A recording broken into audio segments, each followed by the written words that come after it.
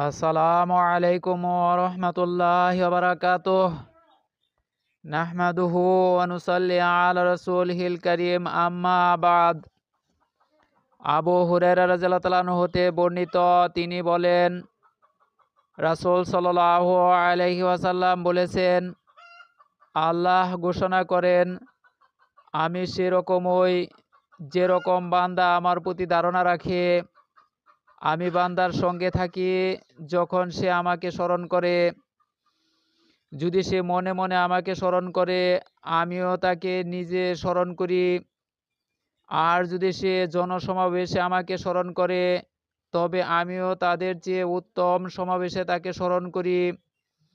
যদি সে আমার দিকে এক বিগত এগিয়ে আসে, তবে আমি তার দিকে এক হাত এগিয়ে যাই।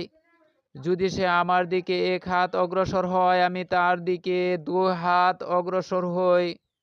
আর সে যদি আমার দিকে হেঁটে আসে, আমি তার দিকে দৌড়ে যাই। সহিহুল বুখারী, হাদিস নম্বর ৭৪০৫।